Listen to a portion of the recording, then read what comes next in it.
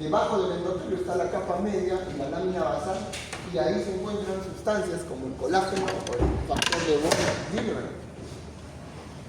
Y las plaquetas, al momento de que se hacen adyacentes a este tejido, pues se unen a través de estos receptores, los receptores GP1B para el von Willebrand y los receptores GP6 para el colágeno.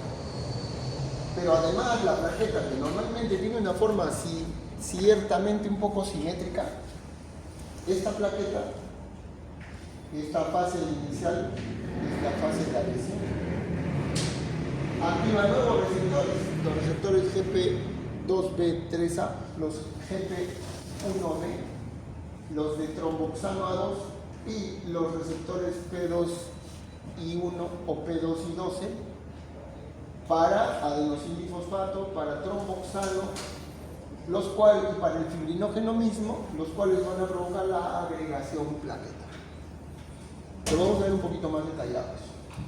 Pero al mismo tiempo se activan los fenómenos de coagulación, los que van a provocar al final, por la vía extrínseca, el factor 7 se activa, llega a factor 10, y por el otro lado, el factor 12 al 11, luego al 10, y el 10 termina activando a la protrombina, y la protrombina se convierte en trombina, y la trombina es la que secciona al fibrinógeno para convertirlo en fibrina.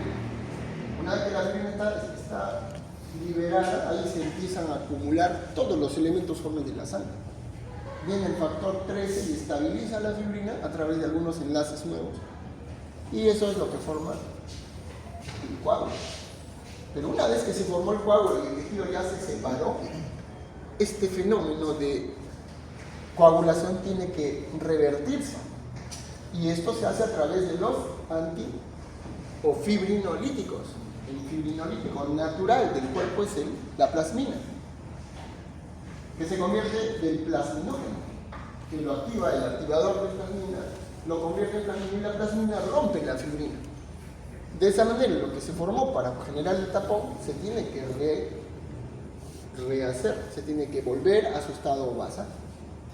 Si no tuviéramos estos mecanismos de contrarregulación, pues empieza un coágulo y no para hasta que se coagula toda la sangre.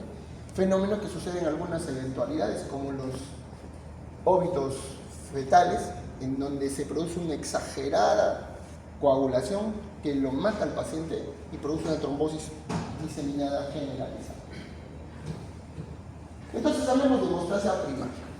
En detalle, lo que les estaba diciendo, las plaquetas se hacen adyacentes al tejido, porque el tejido se hace disfuncional en lo que, y luego admiten hacia la zona lesionada, se agregan, se unen, y estos se expresan también en células de inflamación.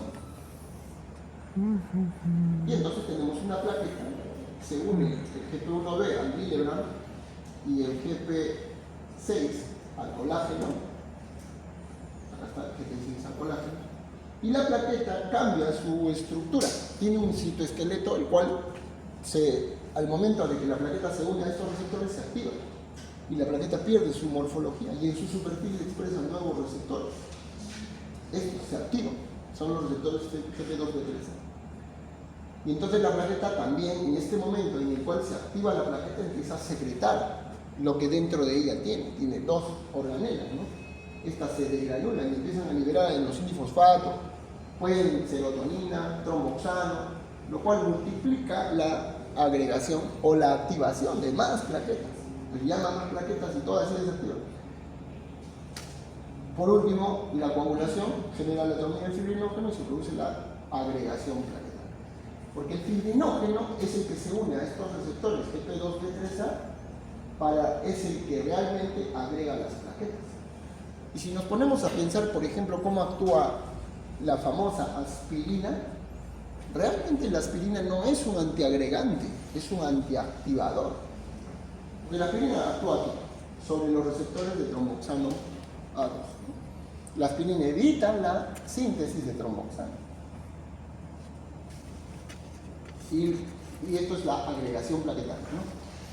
Un receptor fibrinógeno, otro receptor, plaqueta con plaqueta. Esto es agregación. Entonces podríamos hablar que hay hasta 4 tiempos: la adhesión, la activación, la degranulación y la agregación. Quedémonos con 3. Adhesión, activación y agregación.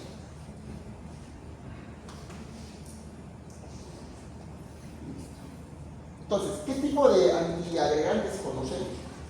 Conociendo ese mecanismo, pues lo que vamos a encontrar son inhibidores de la ciclooxigenasa, inhibidores del receptor GP2B3A, inhibidores de los receptores de aminosindifosfatos e inhibidores de la fosfodiesterasa 3. Entonces, dentro de los inhibidores de la ciclooxigenasa, ahí está la famosa aspirina. Porque la aspirina realmente es el nombre comercial del ácido acetil salicílico, una molécula sintetizada allá por 1940 para los 50, si no me equivoco, por laboratorios Bayer, que inicialmente se utilizaba como analgésico. A dosis de 500 miligramos a 1 gramo tenía efecto analgésico, antiinflamatorio e incluso antipirético. En las películas antiguas hablaban de aspirina para el dolor de cabeza. Pero luego salieron nuevas moléculas. En la década de los 60 empieza a salir el paracetamol y los AINES, el ibuprofeno, el naproxeno, que como antiinflamatorios o analgésicos funcionaban mejor. Luego las dipironas como antipiréticos. De esa manera la aspirina pasó a segundo plano. Entonces el éxito comercial de esta droga se fue un poco para abajo. Hasta que en la década de los 70, 60 para 70, se investiga una nueva función de la aspirina, en donde se demostraba que producía mejoras en el tratamiento del síndrome coronario agudo como antiagregante plaquetario y a dosis de 75 a 125 miligramos. A partir de ahí, el laboratorio Bayer nuevamente cogió su caballito de batalla de ventas y se volvió realmente exitoso desde el punto de vista comercial. Y hasta ahora, ¿no? La aspirina mejor que cualquier otro antiagregante respecto a su disponibilidad, a su seguridad, es el mejor. Luego tenemos al tribusal, no está en el mercado, no compite siquiera con el ácido acetilsalicílico. Dentro de los inhibidores de GP2B3A está pues el afliximab, el epifibatil, el tirofiban y el nanofiban. De los inhibidores de adenosindifosfato tenemos el clopidogrel, la diclopidina, el plasmurel y el cangrelor. Y de los inhibidores de fosfodiesterasa 3, el dipiridamol y el cilostason. Estos sobre todo utilizados en enfermedad vascular periférica. Entonces, para todos los protocolos, por ejemplo, de manejo de infarto agudo de miocardio, todos dicen doble antiagregación. Y el primero a utilizar es aspirina más un inhibidor ADT, que puede ser el ticagrelor, el plasmurel o, si es que hay mucho riesgo de sangrado, el clopidogrel. Eso dicen las guías del 2025 del manejo de infarto agudo de miocardio. O sea, por eso es que estos drogas son muy actuales. Entonces su conocimiento tiene que ser definitivamente masificado. Ustedes tienen que entender por qué es que se utiliza. Luego, para procedimiento, el tercer antiagregante de presentación endovenosa es los inhibidores GP2B3A. Ahí está el epifibatil, el tirofiban, el afliximab. Estos, como les decía, para enfermedad vascular de tipo periférico. Los pacientes que tienen trombosis arteriales periféricas, ahí utilizan el cilostason sobre todo, más que el dipiridamol. Listo.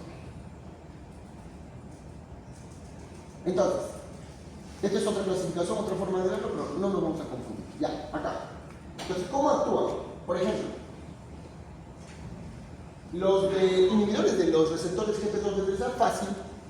¿Qué hacen los receptores GP2B3A? Cuando la plaqueta está activada, se unen al fibrinógeno y este fibrinógeno se une al otro receptor de la otra plaqueta y agrega. Entonces, si yo utilizo este antiagregante, compito por el receptor, me uno al receptor, de tal manera cuando el fibrinógeno viene y no logra unirse al receptor, de esa manera, por competencia, inhibo su efecto. O sea, de todos estos, el que realmente es antiagregante, porque funciona justo en la fase de agregación plaquetaria, son los inhibidores de receptores GP2B3A. Luego tenemos a los tromboxano A2. Aquí actúa la famosa aspirina. Entonces, ¿qué hace la aspirina? Ya que el tromboxano A2 se une a sus receptores para generar un efecto activador, cada vez que se libera de la propia plaqueta, el tromboxano A2 va a otras plaquetas, se une al receptor y produce la activación de esa plaqueta. Y esto se va masificando, porque más activas plaquetas, más liberas estas sustancias y así se multiplica el efecto activador, preparándose para la agregación. Si yo inhibo al receptor o evito la producción de tromboxano A2, provoco una antiagregación final, ¿no? De esa forma actúa la aspirina. Ahorita vamos a ir más detallado. Luego viene el diphenidamol y el xilostazol. Bueno, lo que hace este grupo de drogas es inhibir a la fosfodiesterasa 3, que es básicamente una enzima que degrada al AMP cíclico a AMP. Y el AMP cíclico es el que genera el efecto. Entonces, cuando tú inhibes al que inhibe el efecto, de esa manera evitas de que se produzca el efecto sobre la trombina. De esa manera la plaqueta no se activa. Los ADPs, bueno, estos lo que van a hacer es competir por los receptores de ADP. Ahí tenemos a los receptores P2 y 12 y P2 y 1. Normalmente viene el clopidogrel o la clopidina o el plasurel o el candelor y se unen a este receptor por competencia, al igual que este de acá. Y cuando viene el adenosínfosfato liberado de la plaqueta para activar a la plaqueta siguiente, no encuentra el receptor y de esa manera no se activa la plaqueta. La aspirina. ¿Cómo actúa la aspirina? Bueno, la aspirina es un inhibidor de la ciclooxigenasa. Normalmente a dosis mayores, como todos los aires, inhibe a las dos ciclooxigenasas, a la 1 y a la 2. A dosis de 75 a 125, lo que va a hacer es inhibir, o por acetilación, lo que hace es, a dosis bajas, acetila a la COX-2 en su receptor de serina y la inhibe, esta serina 529, y la inhibe a la prostaglandina sintetasa para que en la cascada de reacciones que se dan desde un fosfolípido hasta la producción de prostaglandinas, prostaciclinas o tromboxano, esta cascada es inhibida al inhibir esta enzima. Entonces la aspirina se une a la prostaglandina sintetasa, inhibe la reacción de esta ciclooxigenasa a través de una acetilación de este receptor e impide de que se genere tromboxano A2. Es mucho más selectivo con ciclooxigenasa 1. Entonces lo que hace es inhibe la producción de tromboxano A2.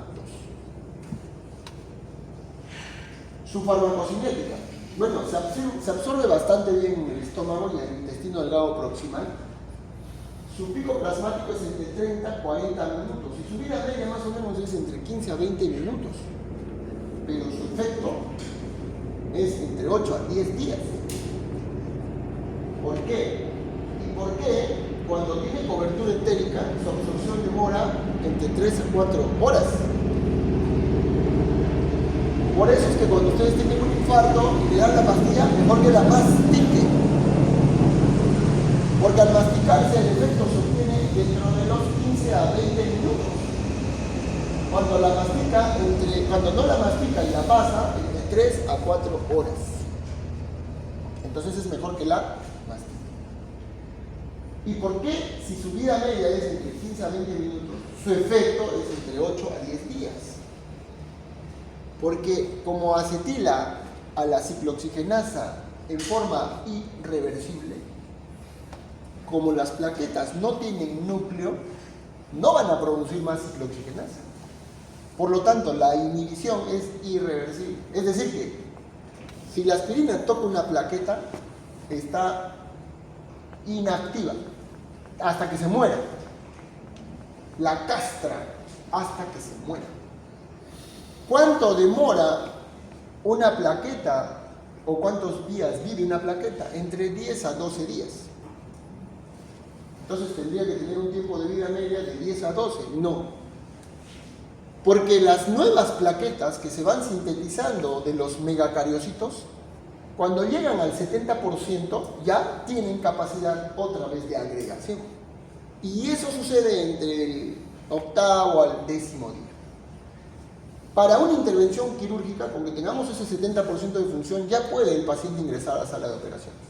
Por eso es que normalmente utilizamos entre 5 a 7 días de suspensión de antiagregante para que pueda ingresar a una intervención quirúrgica, ¿ya? Y eso de repente les ponemos en el examen. Su metabolismo es hepático y se elimina por vía renal. Dentro de las tinopiridinas, los que actúan sobre los receptores ADP, estas tienen un efecto sobre todo sobre el P2Y1 o P2Y12. Y al inhibir estos receptores, lo que van a hacer es evitar la activación de la plaqueta. Entonces, lo único que hacen es estas se anidan sobre el receptor. Tienen una absorción del 90%, actúan entre 1 a 3 horas, mucho menos rápido que la aspirina. Su efecto, sus niveles máximos, hasta 2 a 3 semanas. Su vida media, si tomo la primera dosis entre 24 a 36 horas, hasta el 14º día, cuando ya la dosis es completa. No es útil en situaciones agudas, por lo tanto, excepto que tengan una impregnación. La ticlopidina per se no tiene efecto, por eso no está dentro de los protocolos para asociarse a la aspirina. Puede producir neutropenia en algunas situaciones. El clopidogrel es, digamos, la alternativa al plasugrel y al ticagrelor, que son de primera elección. Se utilizan en personas de edad, en ancianos, o en personas que tienen riesgo de sangrado. Su absorción es oral, el metabolito es el SR26334, su vida media es de 8 horas, se elimina por vía renal en un 50%. Tiene una inhibición plaquetaria entre, si la dosis es entre 50 a 100 miligramos, más o menos 25 a 30% al segundo día.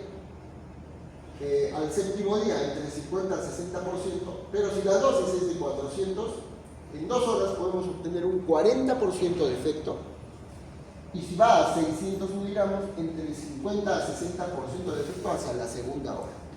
Es la alternativa a la agregación después de la aspirina. Y si es en jóvenes, utilizamos a esta dosis de impregnación. Si es en ancianos, un poquito más, menos de 400 miligramos. Si ya viene de 75, tenemos 4 o 6 si es joven.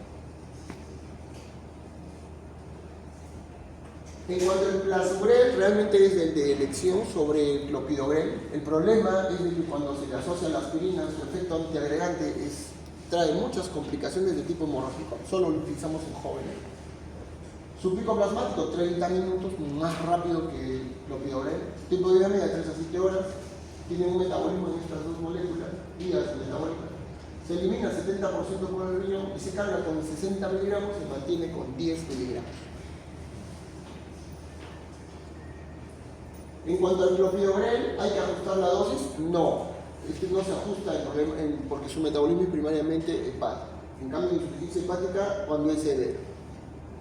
En cuanto a efectos adversos, pocos, a veces un poco de RAS, algunos efectos gastrointestinales, insuficiencia hepática, granulocitosis, anafilaxia, anemia, etcétera, muy raros.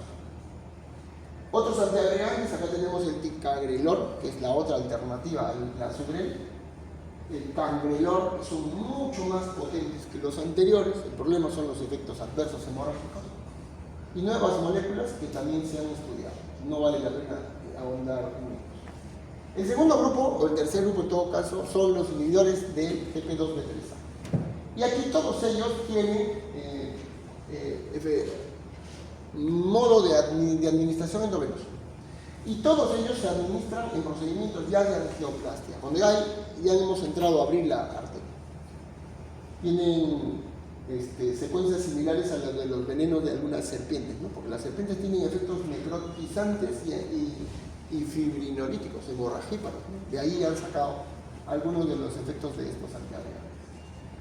Este es un resumen de todo lo que hemos visto, revisen, ¿no? Y aquí está, ¿no? Cada uno tiene diferentes formas de acción, básicamente todo, como les decía, endovenosos, intraproteinero, ¿no? Estas son las dosis. No detallo mucho porque no los vamos a utilizar. Estos son de uso de hemodinamia, fácilmente en el acto operatorio de un procedimiento de angioplastia, ¿no? Acá están sus efectos de trombocitopenia, que es el efecto un poquito más tenido, ¿no? Van a provocar una disminución de la función de las plaquetas. En cuanto a los anticoagulantes, tiene que ver con hemostasia secundaria, ¿no? Acá tenemos que entender que existe lo que se conoce como cascada de coagulación, que es una serie de eventos en donde se tienen algunas enzimas, algunas vitaminas o cofactores que interaccionan para que al final se forme esto, ¿no? La fibrina. Entonces, por el lado de la vía extrínseca está el factor 7, luego la vía intrínseca el 12, el 11, el 10, que es la vía común, y luego viene el factor 2, el factor 1 en la fibrina, ¿no? Pero en realidad eso que se describe gráficamente no es tan cierto, porque uno pensaría que se va dando por uno y otro lado aisladamente. No, en realidad son una serie de reacciones que se dan incluso al mismo tiempo y por los dos lados. Entonces se dio este gráfico en donde se describe tres fases, ¿no? La inicial, en donde se observa que es al mismo tiempo factor 2 y factor 7. Luego viene la amplificación y al final la propagación. Al final esto se produce, pero es un nuevo gráfico que intenta explicar cómo es una cascada real de coagulación. Y entonces, revisando que están todos los factores de coagulación, las vías, la vía intrínseca, la extrínseca y la vía común. Entonces, lo que nosotros vamos a estudiar son todos los fármacos que actúan sobre ese mecanismo de coagulación. Entonces, dentro de los anticoagulantes tenemos parenterales y orales. Es un tipo de clasificación. Dentro de los parenterales tenemos los directos y los indirectos, al igual que dentro de los orales. Los directos, acá tenemos, o sea, es decir, los que van a actuar directamente sobre el factor 2, que no dependen de la antitrombina para actuar. Y los indirectos que utilizan a la antitrombina. La antitrombina es una molécula que evita el efecto de la trombina, que es el factor 2. Entonces, ¿qué hacen los indirectos? Se unen a la antitrombina y multiplican por 1000 su efecto de inhibir a la trombina. De esa manera no se produce la fibrina, porque esta es la que va a cortar al fibrinógeno. Y aquí están las heparinas, sobre todo, ¿no? De bajo peso molecular, las convencionales, y algunos de inhibición directa del factor 10, como el fondaparinux. Dentro de los directos, es decir, aquellos que no utilizan a la antitrombina, está la vivalirudina, la irudina y algunos como el argatroban. Dentro de los orales, los directos no dependen tampoco de la antitrombina. Dentro de ellos están los inhibidores directos. El representante es el dabigatran. Ahí dice dabigatran, es dabigatran. Y dentro de los que inhiben al factor 10, porque estos se inhiben al factor 2, estos se inhiben al factor 10, ahí está el rivaroxaban, el apixaban, el rasaxaban, el ulixaban. De esos, estos dos son los que están aprobados para su uso actual. Y dentro de los indirectos, estos tienen que ver con los cofactores, los que actúan donde actúa la vitamina K. Y ahí están los cumarínicos, la warfarina, el cumarol, la acetocumarol, la fenildiona y la difenadiona. Esta es otra manera de clasificarlos. Los antagonistas de la vitamina K, ahí está el acetocumarol y la warfarina. Los cumarínicos normalmente se utilizan más en Europa, ¿no? Nosotros utilizamos más la warfarina. Los directos de la trombina ya saben, el cinealabatán y la diana, y los inhibidores del factor 10, la apixaban y el rivaroxaban. ¿Cuál es el mecanismo de acción de los antagonistas de la vitamina K? Entonces lo que hacen es bloquean la regeneración de la forma reducida de la vitamina K. Interfieren en la carboxilación de residuos glutámicos de ciertos factores. El 2, el 7, el 9 y el 10. Todos ellos dependen de la vitamina K para activarse. Y además la proteína C y la proteína S, que son contrarreguladoras. Los inhibidores directos de trombina, estos no inhiben directamente de forma competitiva, no covalente de la trombina y no requieren antitrombina. Y los inhibidores del 10 inhiben directamente al factor 10 unido al complejo protrombinas. Entonces, acá tienes el efecto de los cumarínicos o inhibidores o antagonistas de la vitamina K. Entonces, lo que hace la vitamina K es, se reduce, luego se oxida, luego se reduce, y de esa manera lo que hace es actuar sobre como cofactor eliminan el precursor y convertir el protrombina. Al precursor de protrombina lo convierte en protrombina, ¿no? Estos efectos donde actúan, ¿no? Por ejemplo en el 2, en el 7, en el 9, en el 10. Y este ciclo se rompe al momento de evitar de que la vitamina K, que depende de esta enzima, la vitamina K óxido reductasa, cuando no hay vitamina K no se produce esto, no se produce un activador del precursor de protrombina, por lo tanto no hay protrombina. Y entonces lo que hace es básicamente no darle a estos factores, el único factor que es la vitamina K. Luego, en cuanto a los efectos, ¿no? Sobre todo de la warfarina. ¿Cuál es el problema de la warfarina? Es un excelente anticoagulante, muy potente, incluso es clase A1 para A1A para el manejo de prótesis metálicas. Cuando usted tiene un paciente que tiene una prótesis, una válvula o algún aparato de metal dentro, la coagulación ideal es cumarinos, la warfarina. El problema de la warfarina es que, mire, tiene una unión a proteínas muy alta, 99%. Claro.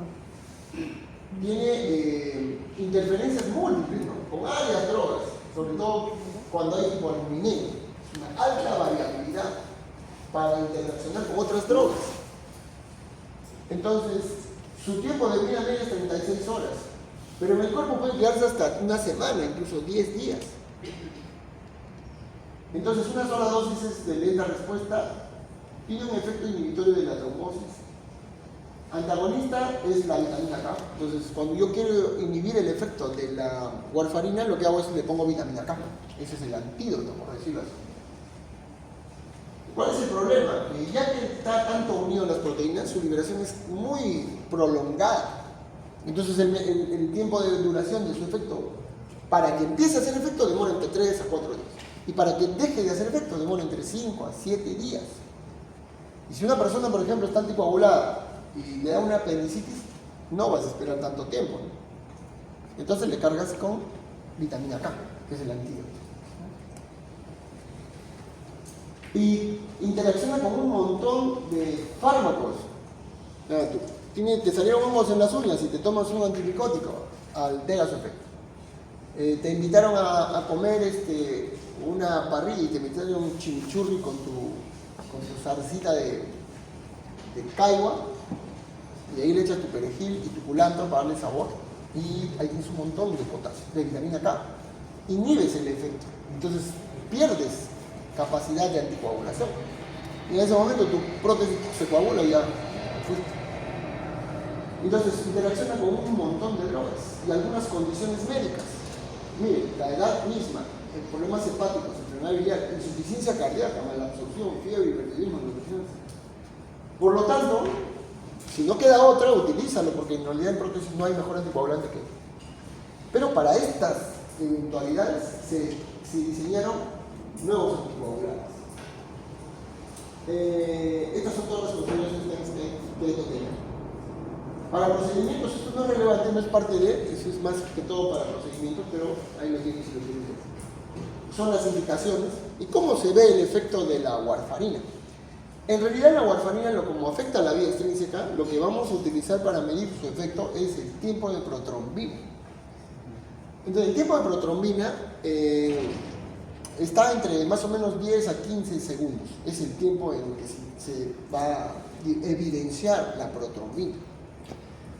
Y entonces, ¿cómo se mide? ¿O cuál es el objetivo del efecto? El objetivo del efecto de la warfarina es duplicar o triplicar el tiempo de protrombina. Al inhibir a los cofactores 2, 7, 9 y 10, lo que hago es prolongo el tiempo en el que se va a sintetizar la protrombina. Y entonces, ¿qué hago? Le mido el tiempo de protrombina a una población. Por ejemplo, y sacamos el promedio de todos nosotros, por ejemplo. Unos tienen 10, el otro tiene 12 segundos, el otro 15. Sacamos un promedio, sale 11. ¿Ya? Entonces, yo le doy de tomar al doctor warfarina y le mido su tiempo de protrombina y está en 36. ¿Cuál es nuestro TP promedio? 12. Él tiene 36. 36 entre 12, 3. Su INR está en 3. ¿Entienden? Entonces, ¿cuál es el objetivo? El INR es lo que se conoce como International Normalist Rate. A ver, gringos, ¿hay algún americano acá? ¿Dónde está Emerson? Que tú tienes cara de americano. Pero de Baja California, esos que han llegado de México. Es la tasa de normalización internacional. Entonces, lo que se hace es básicamente el INR es utilizar el TP promedio de una población como divisor y el dividendo pues es el valor de masa. Y entonces lo que conseguimos es llegar a un INR entre 2 a 3 para diferentes situaciones. Por ejemplo, para fibrilación auricular, pero en cambio para prótesis y síndrome antifosfolipídico es un poquito más, 2.5 a 3.5. Pero estas son todas las condiciones en las que son útiles los anticoagulantes de tipo cumarino. Todos estos tienen reemplazo, es decir, han salido nuevos anticoagulantes, pero estos no. Estas dos condiciones nada le gana a la warfarina todavía. De repente en el futuro van a sintetizar mejores anticoagulantes, pero todavía nada le gana a la warfarina. Dentro de los nuevos anticoagulantes, bueno, ¿cuáles son las limitaciones? Acá está, ¿no? Lento comienzo de acción, superposición o anticoagulantes parenterales, variación genética del metabolismo, requiere variaciones de dosis. ¿Y por qué? Porque mira, hoy día tú tienes un INR de 2.5, está acá, está bien. Pasa una semana y justo esta semana te invitan un alimento y pues comes un poco de verde, porque la indicación es que no coma verde, ¿no? Porque tiene vitamina K. Pero por ahí se te escapó. Te mides tu INR dentro de 2 semanas y está en 1.8. Entonces, ¿qué haces? Te sube la dosis de la warfarina. Para esperar el efecto, tiene que pasar una semana más. Pasa una semana, te mides la warfarina. Ay, es el que pregunta, ¿no? Dios mío. ¿Le damos pase o seguimos la clase? Pero pregunta algo bonito, ¿ah? ¿Cree usted que la prolongación de la síntesis, en este caso de la proteína, tiene dos factores, 2, 7, 9 y 10? También la prolongación tenga, o algún otro medicamento tenga algo que ver con la alteración de la prueba cerebral. No te voy a responder. Después la risa. Había un alumno en mi clase que se llamaba, ¿cómo se llamaba? Dancuart Sarda. Era el hijo del oftalmólogo más pituco de Arequipa. Cuando yo iba a mis clases a pie, porque vivía a 7 cuadras del hospital, yo trabajaba como ingeniero especializado en el cuidado de casas y alrededores. Me pagaban 70 soles, y era watchman. Pero no de la calle, sino de una casa que era una empresa de venta de insecticidas. Y yo cuidaba de esa casa, pues. Él llegaba en una Mitsubishi Montero de estudiante, un carrazo. Y cada que terminábamos una clase se levantaba y todo el mundo volteaba, porque sabíamos que iba a levantar la mano a preguntar. Entonces, yo creo que hay que preguntar cosas que realmente sean importantes. ¿Cómo se llama este? Había un docente. A mí me parece importante. Está bien, no te estoy diciendo que no es importante. Las veces que me has preguntado es importante. Acelera el proceso de síntesis de protomina en trombina. Yo quisiera saber si está relacionado con esa prolongación de la síntesis, aparte de esos factores que propician la vitamina K. Y probablemente sí, ¿no? Es lo más seguro. Porque la vitamina K tiene, dentro de esos factores, tiene muchas funciones, ¿no? Pero no solo en esos, o sea, no solamente es en eso. La vitamina K actúa sobre varios factores. Por eso es que cualquier droga que te metabolice en el hígado va a afectar su función. Y probablemente sí, ¿no? Es la pregunta que tú me haces. Pero no te voy a responder, no tengo la respuesta, la verdad. Y entonces, hay 4 tipos de preguntas. La primera pregunta, para optimizar el rendimiento académico de la charla. Entonces es una pregunta para reforzar lo que el ponente está haciendo. Entonces es una pregunta. La otra pregunta es aquella que pregunta por fregar. Pregunta para hacer lo que Alma está poniendo. La tercera pregunta es aquella que pregunta uno que realmente tiene interés, pero que probablemente sea para él importante. Pero es tan profunda y no es contributoria que probablemente sea la que tú dices. Yo sé, para ti es importante y probablemente sí, lo voy a revisar. Te voy a apuntar la pregunta.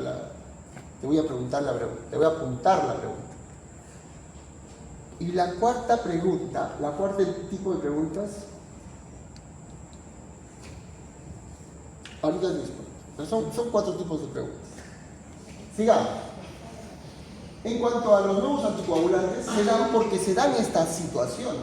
Todas estas situaciones hacen de que el efecto de este anticoagulante sea muy errático, muy vulnerable y la precisión de la terapéutica sea inadecuada. Entonces, lo que se trata es de que el paciente no tenga que estar pendiente de lo que come, pendiente de estar pinchándose la mano cada 2 semanas, o pendiente de algún fármaco que tenga que ingerir a la par del fármaco que ya está tomando, o la cantidad de fármacos que ya está tomando. Entonces, ¿cuáles serían las características del fármaco ideal? Eso sería lo ideal, ¿no? Que sea uno que tenga buena biodisponibilidad, que no interactúe con otras drogas o alimentos, que inicie su efecto rápidamente y que la respuesta sea predecible y que no requiera estar monitorizando el medicamento, que disponga de un antídoto que sea efectivo, que cueste razonablemente y que mecanismos que aseguren buena confianza del tratamiento. Entonces, ¿cuál es el tema con este tipo de fármacos? Que no hay, pues.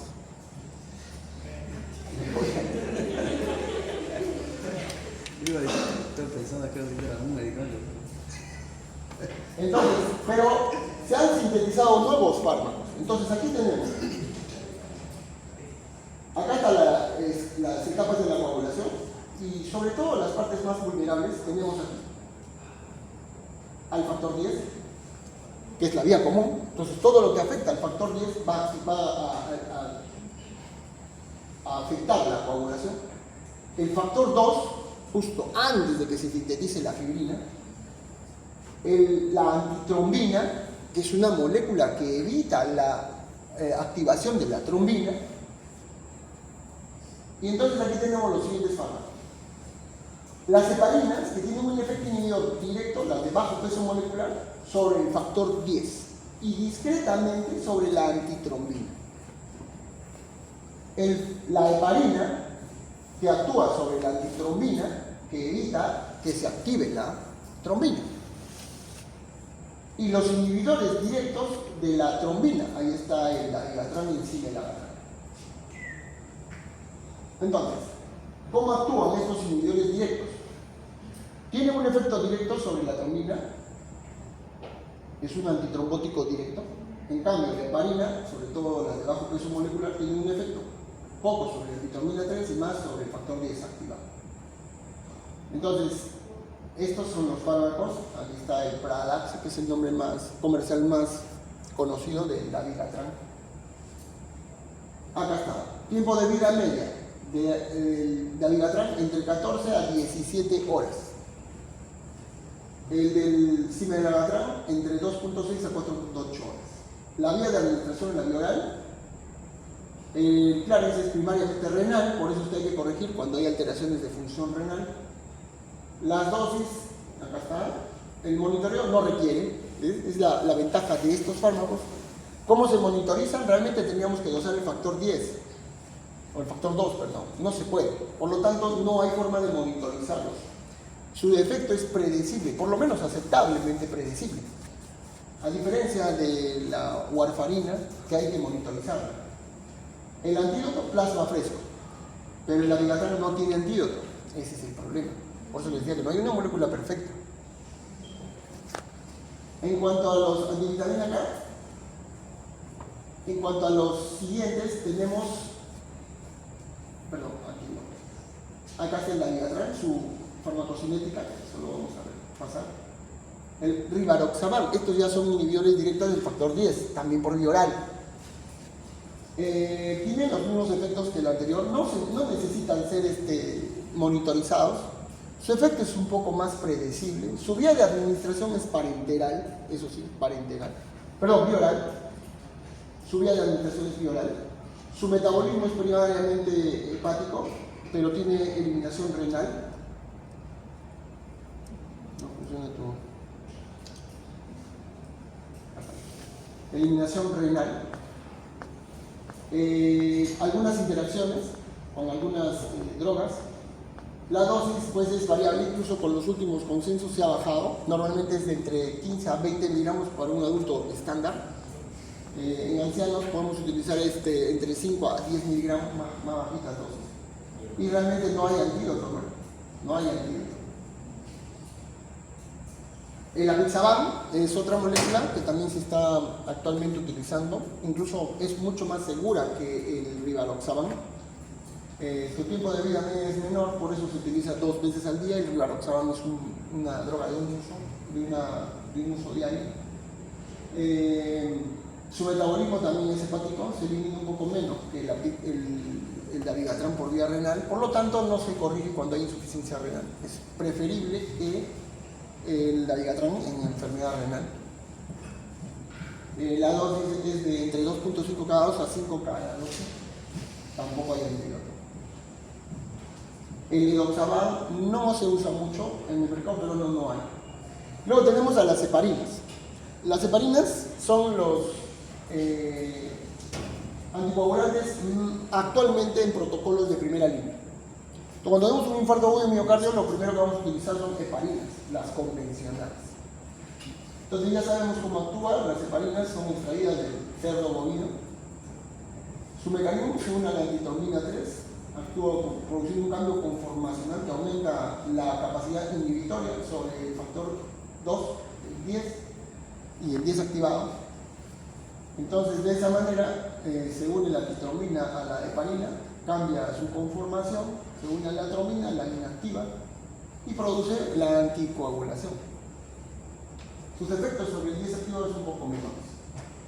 Su farmacocinética, bueno, es una heparina que depende del tamaño de las moléculas y de la dosis administrada, por eso es que hay que hacerle monitorización y seguimiento.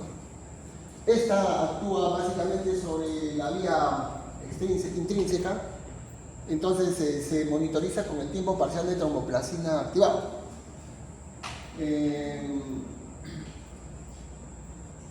Su vía de administración es básicamente endovenosa y subcutánea, parenteral. La dosis es 80 unidades por kilo en bolo inicial y luego una infusión entre 18 unidades por kilo hora, pero que es muy variable porque en realidad el objetivo que tratamos de obtener es una duplicación del tiempo parcial de tromboplasina activado. O sea que normalmente esto es entre 35 y 40 segundos, tenemos que llevarlo a 60, 70 segundos. Se le hace controles periódicos del tiempo parcial de tromboplasina activado, por lo tanto su uso tiene que ser en unidades de cuidados intensivos, en donde se tiene que monitorizar seguidamente el efecto del TPTA y hacer las correcciones de infusión para obtener el resultado esperado. Su efecto es muy bueno, lo que hace es evita la coagulación. En el infarto agudo de miocardio, pues es muy útil durante los primeros horas hasta la angioplastia, en donde ya después se puede suspender la administración. Entonces, ¿qué usos clínicos tiene? Prevención del tromboembolismo venoso, tratamiento de enfermedades tromboembólicas, y acá tenemos los insuficiencia cardíaca, cáncer, neuronal, infarto, accidente cerebrovascular, cirugía ortopédica mayor para profilaxis, enfermedades tromboembólicas como la trombosis venosa, la embolia pulmonar aguda, la insuficiencia arterial en extremidades, prevención de embolización post-pericardioversión en arritmias y en angina inestable. Entonces, todos esos usos de las heparinas. Hay efectos adversos, bueno, el sangrado es obvio, porque si nos pasamos de dosis y no monitorizamos, podemos provocar en el paciente sangrado. ¿Cuál es su antídoto? La rodamina. 1 miligramo neutraliza más o menos 100 unidades de la heparina. Cada mililitro tiene más o menos 5.000 unidades de heparina en su presentación estándar. Efectos de uso prolongado, la osteoporosis, trombocitopenia, como por complejos inmunes, necrosis en la zona de la administración, enfermedades de tipo inmune, efecto paradójico puede producir hipercoagulabilidad y urticaria en algunas personas. Luego tenemos las heparinas de bajo peso molecular. Entonces, hasta hace algunos años las heparinas convencionales lo que producían era mucha... dedicaba mucho al personal en el manejo de una eventualidad. Por eso se utilizó mejor las heparinas de bajo peso molecular. ¿Cuál es la ventaja? Que las heparinas de bajo peso molecular son moléculas más pequeñas y son más manejables. El efecto es predecible. Entonces, a diferencia de las heparinas convencionales, estas heparinas se administraban en bolos y se obtenía el mismo efecto protector que las heparinas convencionales. Entonces, no había que estar poniéndole la infusión y esperando cada cierto tiempo a monitorizarle el tiempo parcial de tromboblastina y hacer la modificación, porque yo le ponía la dosis, una subcutánea cada 12 y obtenía el efecto. La comparación respecto a las heparinas no fraccionadas en cuanto a beneficios era muy similar, pero en cuanto a efectos adversos era de lejos mejor, ¿no? Tenías menos tasas de complicación. Por algún tiempo estas, y actualmente todavía, son de elección en pacientes con alto riesgo de hemorragia cuando no los puedes monitorizar mucho. Pero en el evento agudo es mucho más efectivo el uso de heparinas convencionales, sobre todo en el infarto agudo del miocardio. Entonces la ventaja de esto, bueno, su efecto es básicamente sobre el factor 10, ¿no? Sobre el factor 10 activado, un poco menos sobre el factor 2. Su farmacocinética es mucho más predecible, ¿no? Su tiempo de duración es mucho más manejable. No necesitas monitorizarla, no utilizas ningún examen laboratorial para verificar su efecto. El efecto es predicho, es esperado. Esa es la ventaja. No sirve el TPTA para esto, o sea, no necesitamos. También se usan por vía subcutánea con un bolo inicial endovenoso. Y acá tenemos las que normalmente hay en el mercado. Acá en Pucallpa lo que tenemos es la enoxaparina. Damos un miligramo por kilo, 0.5 por kilo endovenoso en bolo, para una persona de 60 kilos con 30 unidades, y luego le ponemos 1 miligramo por kilo cada 12 y ya tenemos un efecto anticoagulante pleno. Listo. Esto es en cuanto a anticoagulantes. Preguntas, doctores, espero que sean... En cuanto a la IRN2,